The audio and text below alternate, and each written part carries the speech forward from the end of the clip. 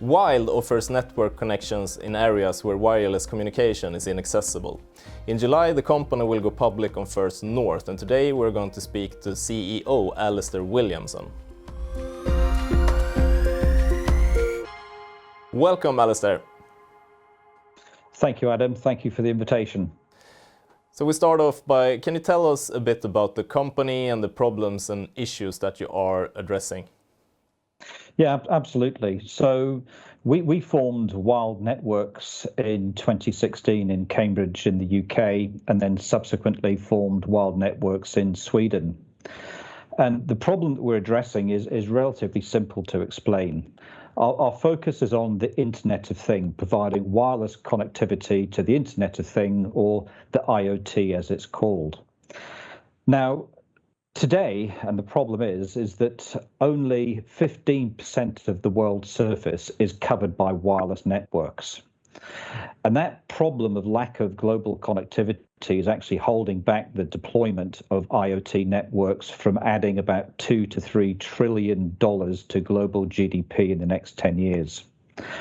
So what we've done at Wyld is we've developed a solution that connects Internet of Things devices and sensors directly to low Earth orbiting satellites, in effect providing 100% global wireless coverage for the Internet of Things. So you are a British company, but you chose to list your stocks in a Swedish marketplace. Why is that? There's three reasons for that. First reason is that the NASDAQ is a very strong brand name, and so when we go to see customers in the US, if we have the NASDAQ brand behind us, and it adds credibility to Wyld Networks. Second reason is we wanted to be in Europe, so location in Sweden was ideal for us. And thirdly, and very importantly, there is a very talented pool of resources in Sweden, particularly in the satellite communication space, so we can add that resource into our company. So turning back to the business side, what's the market potential and market size for this kind of product? Well, the latest reports forecast a market size for satellite IoT solutions of about $5.6 billion by 2026. And that market is actually starting now. That's starting in 2021. And what we've done is we've looked at the overall market, that $5.6 billion, and looked at what does that mean for Wyld Network? What is our total addressable market? And we've calculated our total addressable market to be about $670 million by 2025. So in terms of competition then, are there many other companies doing sort of the same thing as you do? Well, competition's healthy, and there are competitors out there. We believe we're ahead in respect to the development of our technology and roadmap. And I think quite importantly, what we're looking to do is to become the industry standard in what we're doing. So your products can be used in a lot of areas and environments. What will be your focus in the short and the medium term?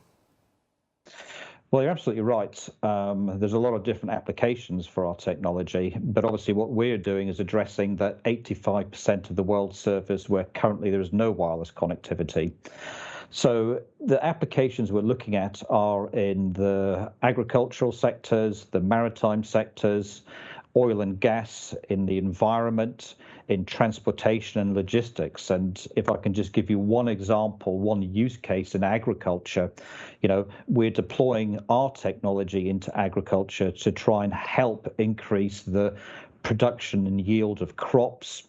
We're looking at our technology at how we can actually help reduce the wastage of water in the environment, measuring CO2, looking at greenhouse gases and how we can use technology to try and reduce that. So our main focus is going to be primarily on agriculture, the environment, transportation and logistics in that 85% of the world's area where there's currently no wireless connectivity.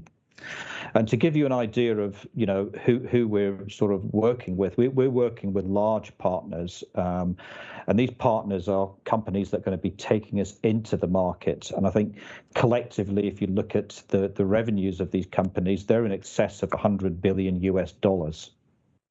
So the capital from the stock issue that you're doing, how far do you expect that that capital will take you on your journey? So we're raising right now about 25 million SEK, and associated to that raise, there's 2 warrants. One coming matures in 9 months, another one matures in 18 months. And based on our business model at the moment and the way that we see it, we don't see the need to come back for any more capital at this point in time. So what do you see as the key business risks going forward and the key risks that an investor should look out for? I think I don't believe the risk is in the market. I think the market is there and it's growing. I think the main risks, and it's not just the risk that Wyld needs to deal with, I think the risk is really in people. It's retaining good people, employing good people. I want to say good, technically qualified individuals that can help us on our roadmap. And so, that's part of the reason for the raise, is to look at building the organization to ensure that we can deliver on the roadmap. Thank you very much for joining us today, Alastair, and good luck with the IPO. It's a pleasure, Adam. Thank you very much.